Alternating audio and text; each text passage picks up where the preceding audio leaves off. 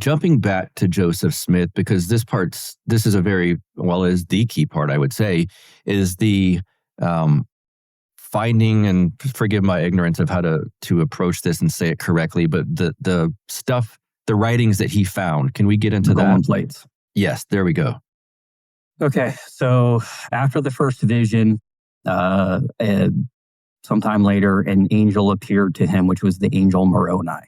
And Moroni was the last prophet, and he compiled what was the history of a group of people who left Jerusalem about 600 BC, before Jerusalem was destroyed. And he compiled that history and then the history of the civilization here in supposedly America, because the geography that the Book of Mormon gives doesn't necessarily match up with any current geography. Right. Mind you, Joseph Smith found these plates in upstate New York. So the golden plates were written in Reformed Egyptian. So that is a combination of Egyptian and Hebrew. The reason why Joseph Smith said it was written in this was because to save space on the golden plates. Now, with the golden plates, the story starts out with a prophet named Lehi who was called to cry repentance unto Jerusalem. And he had 3 sons, Nephi, Laman, and Lemuel. They had to go through, ultimately, just to make the long story short here, they end up they were commanded to leave. They had to go get a genealogy of their fathers and kind of just, so they end up getting that from a governor of the area named Laban. I don't want to get too much into it for time's sake here, Buck, but they end up building boats and coming across. And then that devolved into 2 civilizations. You had the Nephites, which were generally believing, faithful people, except for when, again, they had the whole pride cycle where God blesses them because they are faithful. And then they get prideful, start sinning, and then stop believing, and then they fall into temptation and everything, and then God chastises them through battles, through war, and they end up getting humble, and then end up repenting, and then coming back in the favor of God. And then the other group of people is called the Lamanites, which they were the 2 brothers of Nephi, were generally disobedient, and the only time that they were obedient is when they were faithful. And when their father Lehi died, they completely broke away. And God cursed them with dark skin.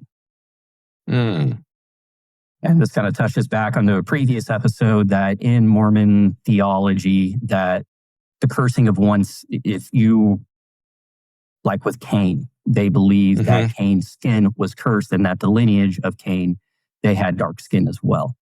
But in the title page, in the intro to the Book of Mormon, they talk about how this is a history of the Native Americans and the people that are currently here living on this continent. But however, through DNA testing and everything, that has been found not to be the case, that there's no Semitic DNA here in the Americas. And then this was also a worldview and commonly held within that time period that, the mound builders and all these other people and Indians, there was a book called The View of the Hebrews.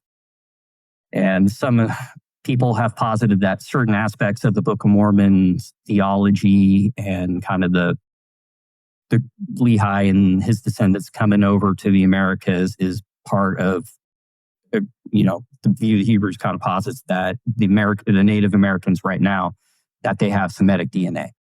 Or not DNA, but they came from Jerusalem, and they were, one of the lost tribes, and one of the trying to get all the tribes together at that time period was a big deal to Joseph Smith and other people who weren't necessarily Mormons. Right, but as far as actual proof and genealogy and lineage and stuff, hasn't that been disproven? Yeah, there's been a lot of DNA testing that has come forth, and it bears no fruit. Right. Okay. I want to ask about the Reformed Egyptian writings. How much has that been, let's say, scrutinized or examined as far as its accuracy goes? Well, we don't have the plates. So supposedly those were taken back into heaven. However, there was a certain segment where a few of the characters were written down. And I believe the guy's name was given to a linguist at the time. I believe his name was Charles Anton. And supposedly in the script, in Doctrine and Covenants in church, and they believe that he said, yeah, that this is legit. But later on, he, I think under oath or whatever, he gave a deposition saying like, nah, like I didn't say these things, if my history serves me correctly. But Yes. if you can do a Google search for Reformed Egyptian, and you can get a sample of what the characters supposedly look like on the plates. And it doesn't look like anything Egyptian. It kind of just looks like random, just like markings and just kind of gobbledygook.